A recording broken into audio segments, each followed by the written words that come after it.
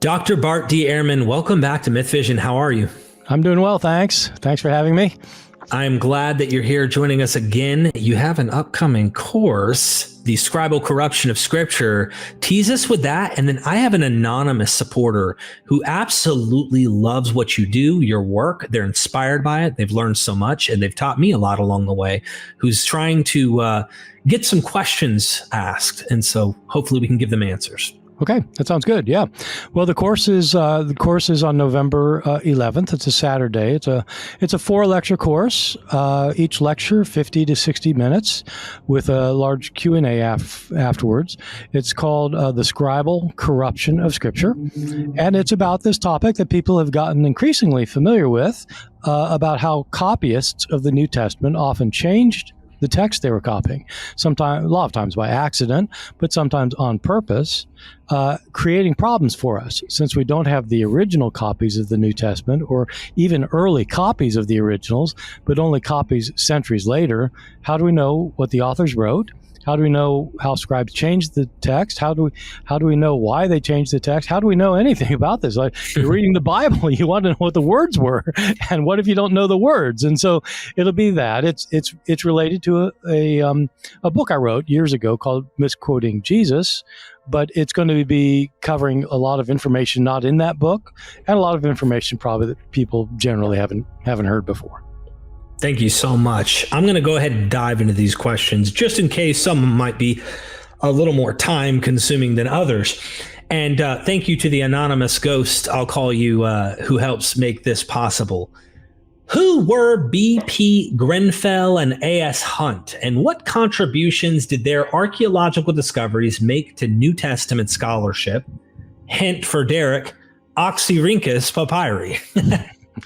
Yeah, right. Okay, here I am back in my PhD exams once more. Right. So Grenfell and Hunt were two British archaeologists who, at the end of the 19th century, wanted to discover manuscripts from the ancient world. They were classical scholars, and they wanted to find ancient manuscripts. For many centuries, people didn't even think about trying to find old manuscripts.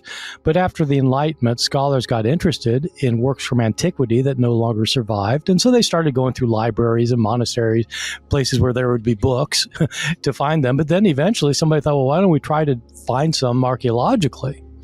And Grenfell and Hunt did that. And they had this brilliant idea, which was, how do you find a book?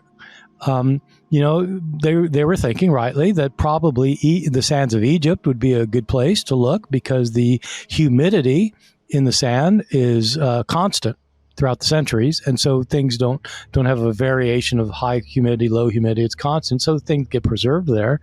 So they say, okay, we're going to go to dig in Egypt, but where do you dig? You can't just go to the wilderness and start digging and hope you find a manuscript. And so they had the bright idea that you go to something that is a city that's been covered up, not been excavated, and you find the garbage dump. Because where are people going to throw away their used manuscripts when they get a new copy of something? Where do they throw the old one? They throw it in the garbage dump. So they go to this place, and it's called Oxyrhynchus. It's in Egypt, and they knew the city was underneath the sand, but they found the garbage dump. And the first thing they find, the first manuscript they find this little scrap of paper, papyrus, and it has a saying of Jesus on it that was not found in the New Testament. This was the first thing. Oh my God. You talk about striking gold right at the outset. And they published it as an unknown saying of Jesus. And it turns out, so they found some manuscripts that had these unknown sayings on them. And it turns out, we found out about 50 years later, when they discovered the Nag Hammadi library, which has the Gospel of Thomas in it, they found that these fragments that Grenfell and Hunt found were from the Gospel of Thomas. And so it went from there. They found thousands and thousands of documents there. Most of them not biblical, of course. There were things like land deeds and divorce certificates and sale slips and receipts. They found all sorts of stuff that immensely grew our knowledge of antiquity. They found so many thousands of these things. This is starting in the 1890s. That many of them have not been published yet. They keep coming out. They come out all the time. And so they found a number of things, including gospel fragments and various other things in this thing. And so they were hugely important. And so these are called the Oxyrhynchus papyri. So if somebody's interested in that, they can just look up online the Oxyrhynchus papyri and they can see it. I was wondering about the recent discovery, if that plays any role. How shocking, how interesting is that discovery to you? But of the gospel fragment, you mean? Yes. Yeah, well, another gospel fragment is turned up, and it is it's not like, just a copy of, Luke chapter 3. It's the kind of thing where it looks like it's not a very complete, it's just a fragment, but it's pretty clear that it involves things found in various gospels. And so we don't have enough of it to know exactly what it is, but it looks like one of these things, like other fragments that we have, like Papyrus Egerton 2, which is a collection of, in that case, it's a little bit longer. We've got 4 stories that are not in the same gospel in the New Testament. The question is, are these authors who are like coming up with these gospels that seem to be combinations of things, are they using the other gospels? Have they heard a bunch of stories that also made it into the other gospels? How are they getting this combination, and are they making up their own stuff? And so these is part of the interesting things of archaeological discoveries of manuscripts. Thank you so much. What was harem? A practice employed, allegedly, by ancient Hebrews to justify the extermination of enemies by killing everyone, with the possible exception of young female virgins. Does this not reflect badly on the alleged moral superiority of Yahweh, since he commanded it? So harem is the practice that in war, if you in some cases you destroy everything connected with the enemy, and you don't keep anything for yourself. In the book of Joshua, there'll be cases where an Israelite soldier will kind of keep a souvenir or something, and when they find out, they kill him, they execute him because he's broken this thing. Because the idea is that Israel is to be distinct from all the other peoples that they're conquering, and so you're not allowed to, in these cases of harem, you're not allowed to keep them. And so there are some very ugly incidents in the Hebrew Bible. Today in one of my classes, I was talking about the destruction of the city of Jericho, according to Joshua chapter 6, where everything was to be destroyed. And so they killed every man, woman, and child in the city. They didn't take any of the women as sex slaves, as they do in other places in the Hebrew Bible, but they did they killed everybody, including the children and all the animals, and they weren't allowed to take any souvenirs. And so it's a complete destruction. Everything is dedicated to God as a destruction. And so that was practiced sometimes. Does that call Yahweh's moral integrity into question? Well, I would say for most of us don't think that the divine being overall, if such a being exists, probably is interested in killing innocent citizens and babies. I mean, so, but in Israel, this was according to the book of Joshua, this was an occasional practice that they did that, because the fear was that if you don't kill the children, that they'll grow up and they'll foster a rebellion later. So you kill them all. It didn't actually happen. I mean, these are stories, but they're not sort of uplifting stories. Even though when I was in Sunday school, we sang, about the Battle of Jericho, where the walls come a-tumbling down. we didn't read what happened next in the story, which is not good. I know exactly what you're talking about. Thank you for answering that. What is your opinion regarding the authenticity of Matthew 16:17 through 19? Where Jesus chooses Peter to be the leader of the church? It would be something a scribe would have added to support the claims of the proto-Orthodox church. Would Jesus have thought at that time he was beginning a church? The content of these verses have been a bone of contention between Protestants and Catholic regarding the doctrine of papal supremacy. Does the Peros, Petra, wordplay found in the Greek word in Aramaic, the language both would have spoken? Interestingly, it was James. Sorry, that was a question mark after both would have spoken. Interestingly, it was James rather than Peter who was elected head of the Jerusalem church after Jesus' departure. I hope that's something Yeah. No, that's okay. A lot. One of my professors in graduate school, one of the most brilliant people I've ever known, one of the most erudite, learned people I know, named Carl Fried Froelich, wrote his PhD dissertation on this in Germany, on this passage. And so it's a very, very important passage. It's the passage where Jesus asks his disciples, who do people say that I am? And some of them say, well, some people say you're John the Baptist come back from the dead, or maybe you're Elijah, one of the prophets. And Jesus said, well, who do you say that I am? And then Peter replies, you are the Messiah, the Son of God.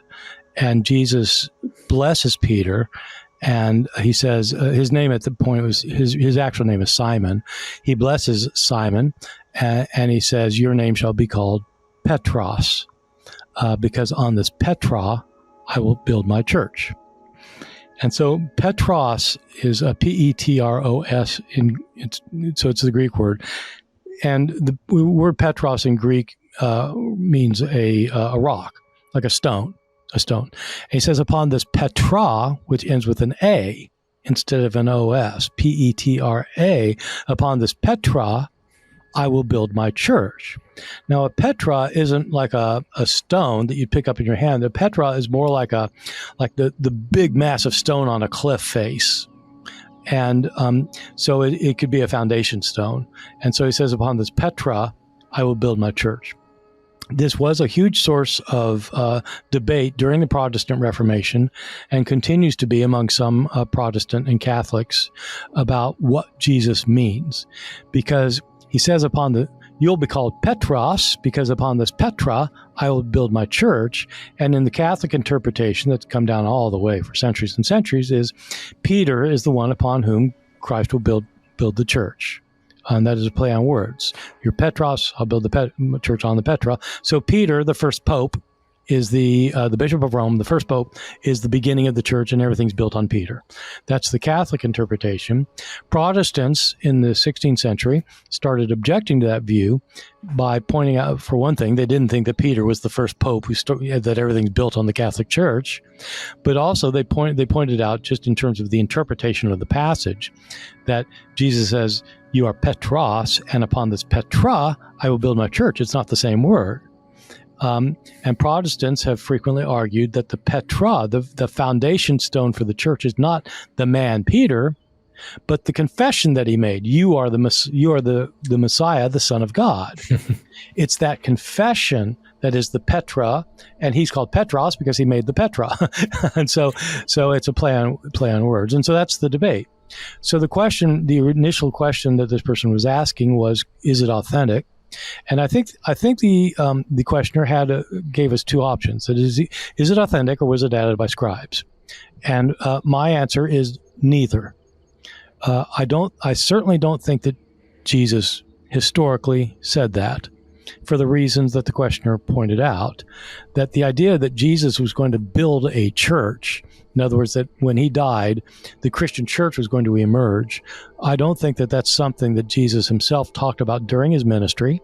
It's something that happened after his death. When his followers came to believe he got raised from the dead, they started their own community, and that grew and grew and grew and became the Christian church. Then later they said this was all planned by Jesus. But I don't think in Jesus' ministry he said that. This line about upon this rock I'll build my church is found only in Matthew. Matthew's getting the story from Mark, who doesn't say anything like that, and it's not found in the other Gospels. And so I think this is Matthew's way of doing it years later. It's not something Jesus said. So I don't think it's authentic, but I also don't think it's something added by later scribes. It's in all of our manuscripts of Matthew. There's no question about its authenticity to Matthew. So it's not authentic, but it wasn't added by scribes. It was put in there by Matthew. or by somebody in Matthew's community. This is what Matthew himself thought, either that he came up with it in his own head, or it was the kind of thing being said in his Christian community. So just to put the ribbon on that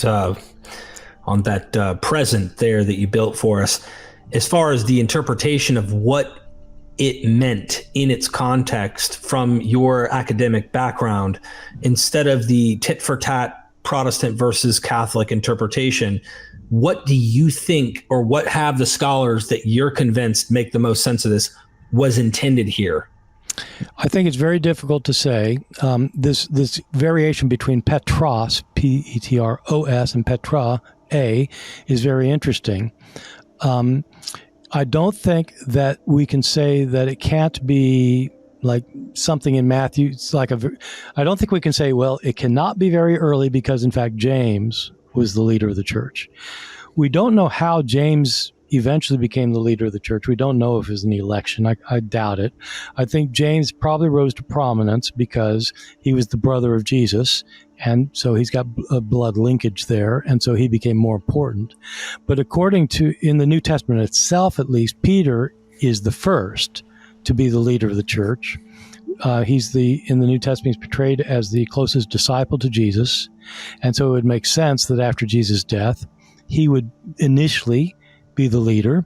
There's pretty good evidence to suggest that Peter claimed he saw Jesus after his death, whether he actually had a vision of some kind or he saw something or whatever. But it's pretty clear that he was, if not the first, one of the first to claim he had seen Jesus alive afterwards. And since he had been the chief disciple, he became the leader of the group after Jesus' death. And then it wasn't long before James came in. James, according to the New Testament, was not a follower of Jesus during his life, and so he would not have been the leader immediately after his death, because it was only later. According to Paul, James had a vision of Jesus too. I don't know how or what that happened or what it was.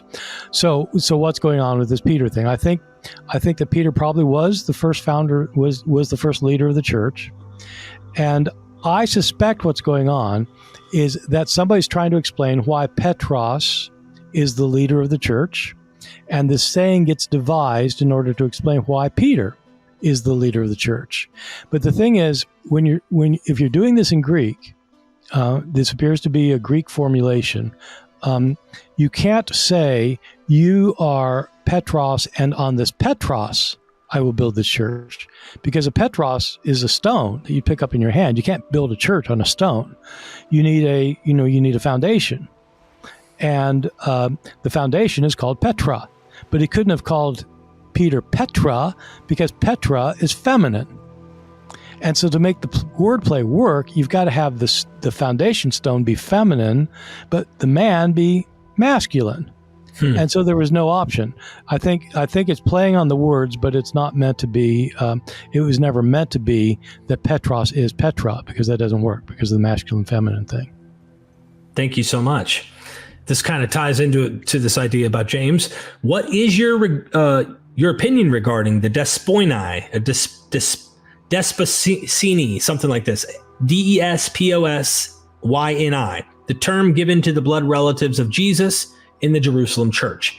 After the death of Jesus' brother James in the 60s, the leadership passed to Simeon, Jesus' cousin, brother, ? According to tradition, do you think the family of Jesus were considering establishing a dynasty, a plan disrupted by the Jewish War of 66 to 70? It would have been better than returning to subsistence living in Galilee. Either way, you get the idea. Right. So the question is, so in the New Testament, Jesus has brothers. This is something denied in the Catholic tradition, as you know. But the Gospels are pretty clear that Jesus has brothers: James, Jude, Simon, and it's Joseph. It's a kind of a short form of Joseph. So you have those four brothers, and you've got a number of sisters and things, and so the idea is that after Jesus Jesus' death, James becomes one, and then after that Simon, and then you have this lineage. And the question is, was there an attempt at a dynasty? I don't know. Our sources of information are not very, very good about this. If I'm remembering correctly, a lot of this information comes from Hegesippus, we don't have his writings, but he's quoted by Eusebius. Hegesippus would be a 2nd century church father. Eusebius is an early 4th century church father who writes the church history, where he quotes a lot of earlier figures. And Eusebius in places does talk about the brothers of Jesus and their lineage. I don't think we know what happened to the Jerusalem church. According to one tradition, when Jesus' descendants are basically ruling this church for a while, and according to this tradition, when the Jewish uprising happened, the Christian church had a revelation that they had to get out of Jerusalem or they'd be killed, and they fled to Pella. And they kind of relocated there. I don't know if that's true or not. The stories we have of Jesus' descendants, I don't think can be verified. They can't really be disverified, but there's not a lot going for them, I think. I mean, another very famous story actually is told by Eusebius about the Emperor Domitian, who was concerned about the brothers of Jesus and what they were doing, and he found out that Jude, Jesus' brother, had descendants, and he brought them in because he was worried they'd start up a riot or something, and Christians were going to take over the world or whatever. But he brought them in, and they showed them their hands. Their hands were all calloused because they were farm workers, and he realized, man, they're not going to be a problem. They're not going to rouse an army, and so you get these stories. My point is, you get these stories, and I don't think that we can credit very many of them. I think the only thing we really know is that it does appear that James, the brother of Jesus, became a leader of the church in Jerusalem. That kind of answers the next question, like, what are your thoughts on what happened to the Jerusalem church following the end of the Jewish War in 70? Did it linger on for centuries on the fringes of the Eastern Roman Empire before passing from the scene? Your answer is, you don't know. I don't know. I don't think we really know. I think, Jerusalem for a long time, especially after 135. So for people who don't know how this works, the first Jewish uprising was in 66 and lasted till the year 73 with the fall of Masada, when the Romans wiped out the opposition. But then there was a second uprising in the year 132, so about 100 years after Jesus' death. There's another uprising, a revolt led by a figure named Bar Kokhba, and that's called the Bar Kokhba revolt. That again, the Romans wiped them out and it was in the year 135. And at that point, Jews were forbidden to enter into Jerusalem, and so they converted Jerusalem into a pagan city, Aelia Capitolina, and built a pagan temple on the mount, the Temple Mount, and the temple had been destroyed for a long time. And so after that point, there weren't Jews allowed in Jerusalem, and there wasn't really much of a Christian presence until the 4th century. And so there's no recollection later of much of a Christian presence there. And it really isn't until the beginning of the 4th century when there begins to be a cult to Stephen, the first martyr, that arises in Jerusalem. And then Jerusalem started becoming another point of attraction for Christians when they started thinking about it as the place Jesus died and the place where Stephen died. And then it started becoming an important Christian place again, but for hundreds of years it hadn't been. Thank you for that. When do you believe a first version of the New Testament may have been compiled by the Proto-Orthodox Church, even if it differs from the one we have now? Scholar David Trobitz, in his book, The First Edition of the New Testament, has advanced the argument it may have been early as the second half of the 2nd century, perhaps somewhere in Asia Minor, as a response to the version produced by Marcion in the 140s. So David Trobisch is a well-read and learned scholar. I think his book is completely wrong, and I think that the evidence that he adduces for his view simply does not work. I think it's not difficult to show why the evidence he adduces it just doesn't work. Marcion is the first figure that we know about who compiled something like a collection of Christian scriptures. There may have been people earlier than him, but we don't know. Marcion is this figure who is a teacher who had a particular view of Christianity that he said was inspired by the Apostle Paul, that maintained that the God of the Old Testament was literally a different God from the God of Jesus, that there are two gods, and that the God of Jesus was a God of love who is trying to save people from the God of wrath, the God of the Old Testament. Marcion believed that's what Paul taught, and so he collected a group of books that supported this view. His collection of Christian books excluded the Old Testament altogether, because that was the book of the Jewish God, the God of wrath. It included 10 letters of Paul and a gospel that was very much like our Gospel of Luke. And so that was his collection of scriptures. And the argument many people have made is that the Proto-Orthodox Christians responded to that by expanding his gospel collection into 4 gospels and expanding his Pauline collection into 13 letters plus letters by Peter and by James and by John and so forth. And so the idea is that the Orthodox collection that we ended up with is in some part a response to Marcion. That may be right, but I think that's completely overly simplified. We don't know when there was a circulation of proto-Orthodox books. What we can say is that there were collections of books. People certainly had collections of Paul's letters already by the end of the first century. And it kind of makes sense. It doesn't mean that they're collecting the New Testament. But, if you want to know what Paul said, because he's important to you, then you get as many letters of his as you can. People collected Gospels. We know this because we have Gospel manuscripts that have more than one Gospel in them from around the year 200. And so the people are collecting books. When did somebody start collecting them and saying these are the authoritative texts? We don't have the evidence to say one way or the other. I think there's no way it was happening at the end of the 2nd century. The evidence against that is so overwhelming that I think there's no way. As many people will know, the first time we have our collection, where you get the 27 books and only those 27 books, the first time anybody comes up with that is in the year 367 in a letter by the Bishop of Alexandria, Athanasius. But at that point, he's saying what he thinks the correct collection is. We know of collections already by the 180s, but they're not definitive collections. They're like, it's not like the Proto-Orthodox collection.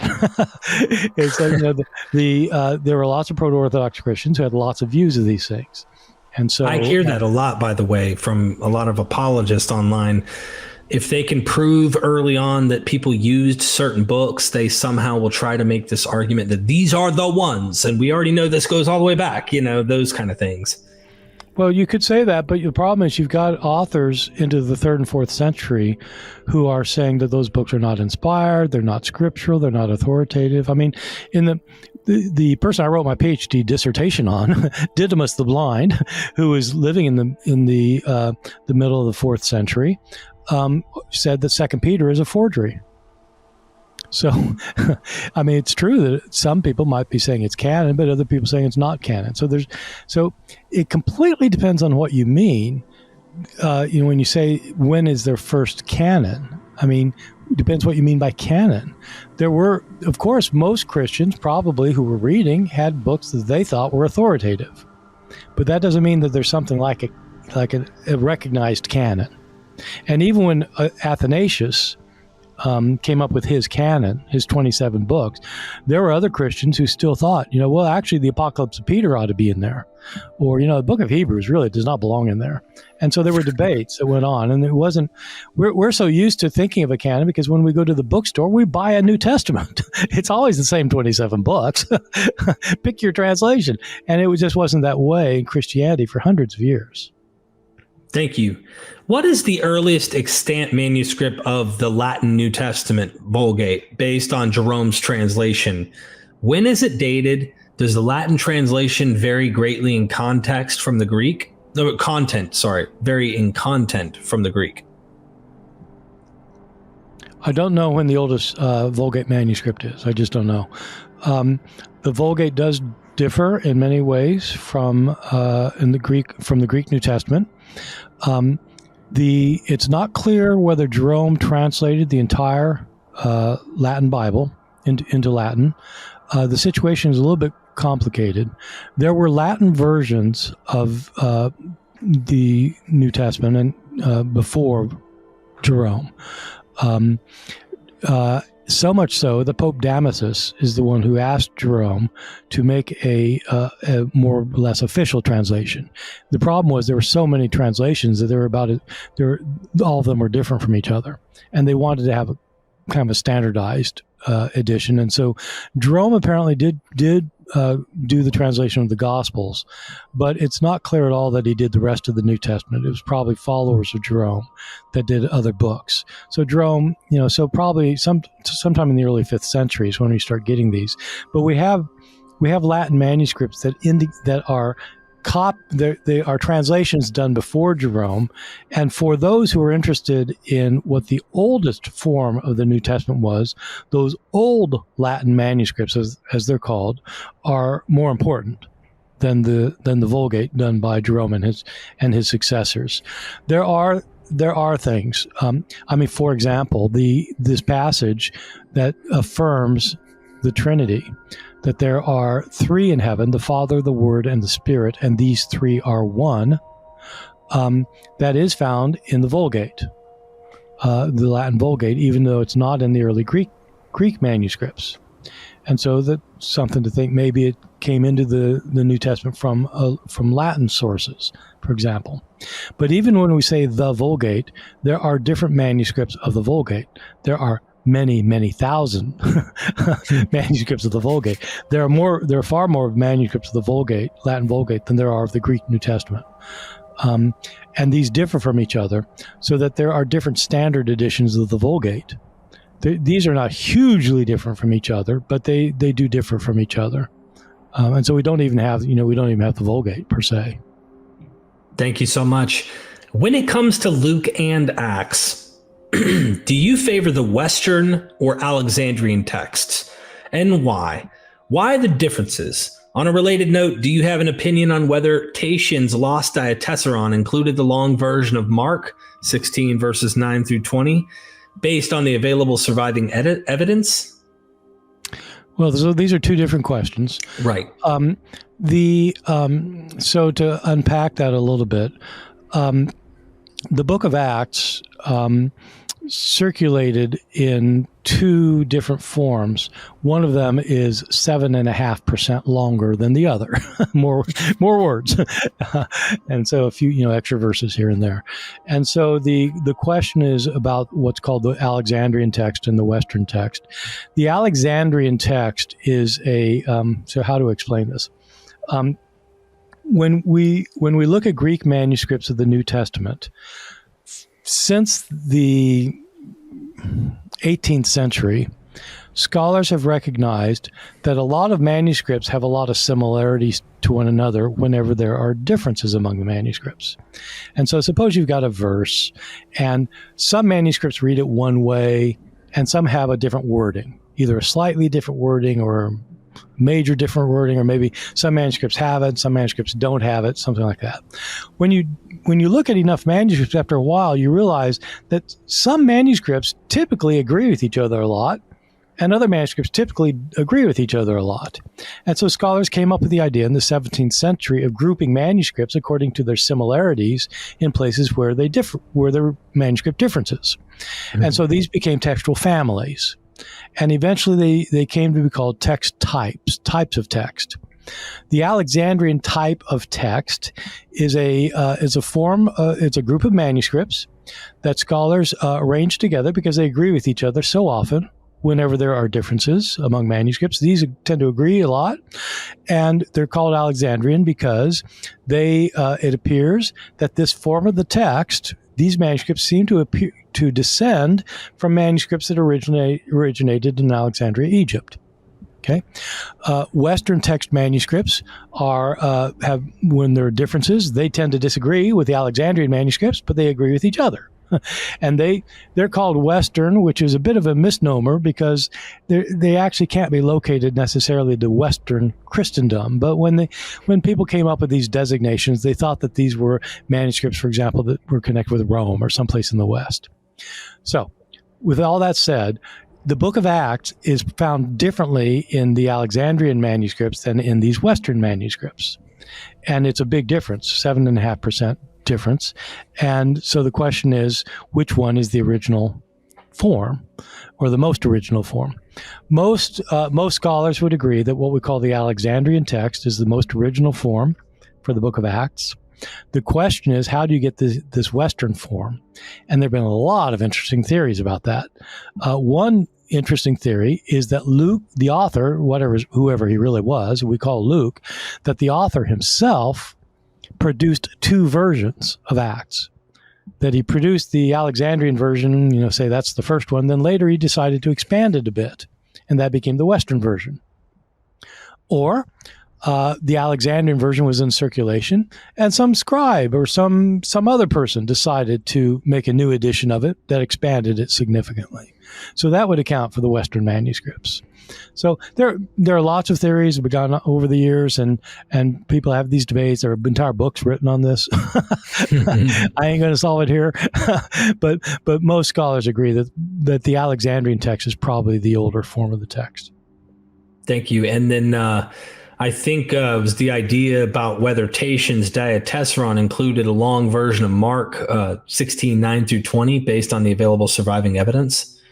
Well, I doubt it. I mean, so just to back up on that one, so the Diatessaron is the name of a form of the Gospels produced by the mid-2nd century Syrian church father Tatian. Tatian was a intellectual in the middle of the 2nd century who was from Syria, but he went to Rome to study with Justin, later known as Justin Martyr. Martyr is not his last name. He ended up being martyred, and so they call him Justin Martyr, who was a very prominent Christian intellectual in the middle of the 2nd century. Tatian went to study with Justin. And after Justin died, Tatian produced an edition of the Gospels that took the four Gospels, Matthew, Mark, Luke, and John, and put them together into one consolidated edition. It's called the Diatessaron because the dia means through, and tessaron means four. So through the four. And so people call this the Diatessaron. And what he would do is if you have the same story in Matthew, Mark, and Luke, you conflate them. And so you get a bigger story where all the details in Mark and all the details in Matthew, the details in Luke are all put together. Or if the same story is in John, you throw that one in and you come up with a larger version of that story. And the stories each one has of its own are all put in the gospel. And so all the stories and all the gospels are together, and the ones that they share are kind of smashed together into a larger version of it. This would have been produced in the middle of the 2nd century, early second half of the 2nd century, and it no longer survives. And it is very, very difficult to figure out what was in it and what wasn't in it. It was obviously a huge book, but since we don't have it, reconstructing it is arguably the biggest headache of New Testament studies. People people I know, I have friends who have devoted their lives to trying to figure out what was in the Diatessaron, and boy, is it complicated because of the kind of evidence they have to look at, and so I don't know, but I don't think it was there, but I don't think we can say. Thank you. Rather than the four Gospels, the Codex Fuldensis contains a Diatessaron. Although you mentioned in an earlier Q&A that the one compiled by Tatian has not survived, do you believe the version found in Fuldensis may be modeled on this lost text? So Fuldensis is a Latin manuscript that has a gospel harmony. And a gospel harmony is when you take the four Gospels and you put them together into a fuller text. And some people have thought the Fuldensis is closely related to the Diatessaron. Some people have claimed it is the Diatessaron, which seems unlikely, very unlikely. So was it inspired by the Diatessaron? It's possible, but the idea of putting the Gospels together did not originate with Tatian. There are gospel harmonies before Tatian's. Two examples. One is it appears that Justin Martyr, his teacher, may have had a gospel harmony based on an analysis of his quotations of the Gospels. It may be that he himself is working from a harmony. And there's an earlier account. The Gospel of the Ebionites, not a well-known book, is we have only fragments of it in quotations from a church father, Epiphanius, and a 4th century church father, but it appears to be an early gospel. And in one of his quotations, it's quite clear that it's a gospel harmony. And it's a pretty interesting case, because in the Gospels of Matthew, Mark, and Luke, you have Jesus being baptized. So if you just read the individual Gospels, Jesus gets baptized, but the voice that comes from heaven at his baptism says different things in the three Gospels.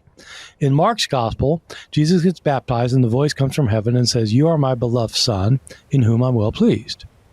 In Matthew, the voice comes from heaven and it says, "This is my beloved Son, in whom I'm well pleased." So in Mark, it's speaking to Jesus, and in Matthew, it's speaking either to John the Baptist or the crowds, not to Jesus.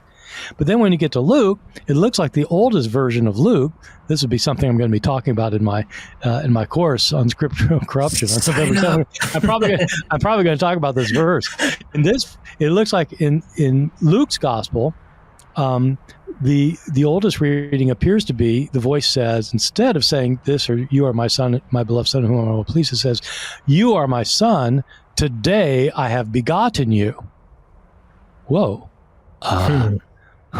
Jesus became the Son of God at the baptism? What? But that looks like it's the oldest reading.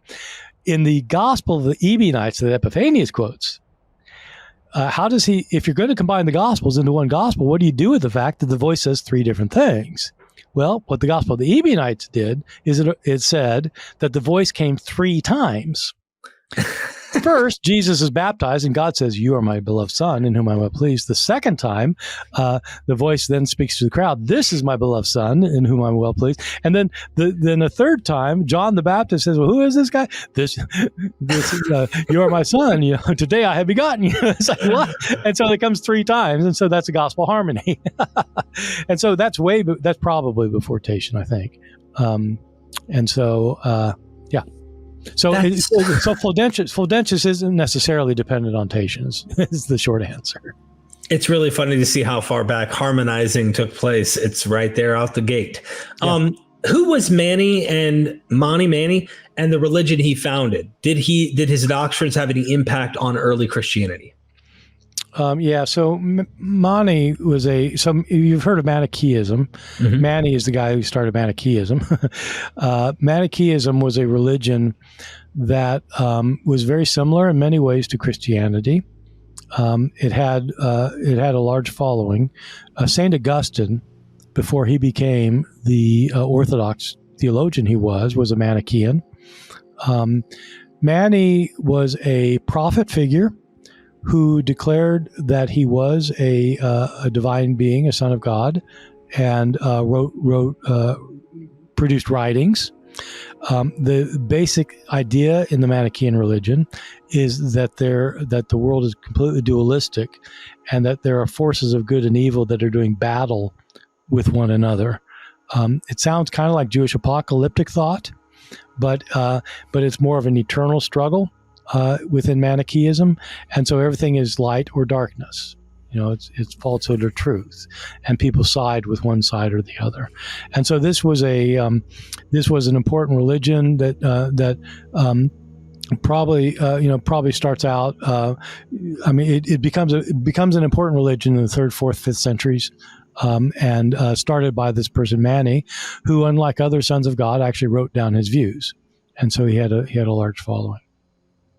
And I suspect, obviously, pointed out some of his doctrines, but he probably had a major impact in many ways. Do you think that that impact trickled into and remained in certain versions of Christianity as time went by?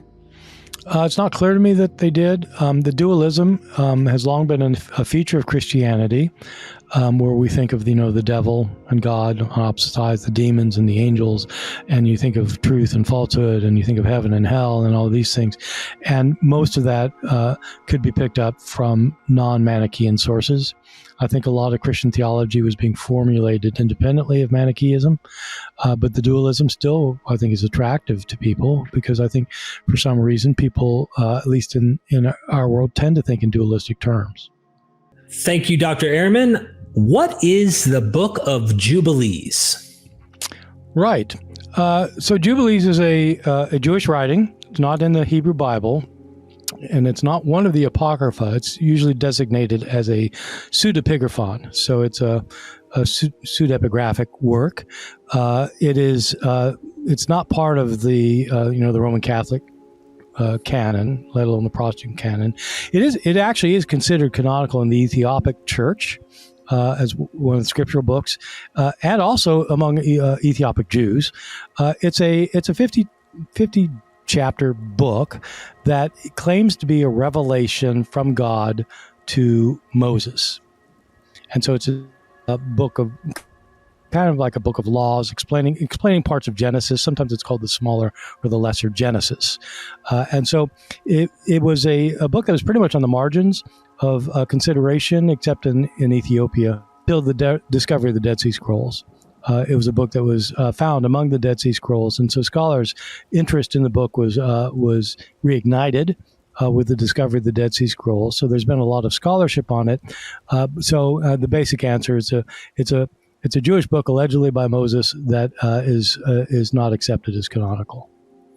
What's interesting about this book, just given a little tease of my conversation with Dead Sea Scroll scholar Matthew Munger, is he pointed out that it's evidence that there was no solid, firm, this is the canon, that they're still kind of molding and adapting ideas and stuff. And it's a rewrite of Genesis in a way, is what he said. So it was just really interesting, to add to what you're saying, how they did that. It's fascinating. Well, no, that's right. But it is evidence of that. And, there's other evidence of that. That's kind of the point of the Dead Sea Scrolls in some ways, is that, that people look at the Dead Sea Scrolls and evangelical apologists say, this proves, that X, Y, and Z, it proves, there's a canon of scripture or something. It proves this, that, or the other thing. And in fact, you have all these books among the Dead Sea Scrolls, including First Enoch, which is hugely important among Jews in that community. And Jubilees is another one. It's a book that's hugely important in that community and is accepted as authoritative. And so the idea that you have this kind of canon by the time of Jesus that all Jews agree on is simply not true. And that's one of the virtues of the Dead Sea Scrolls for us as scholars today. Thank you so much.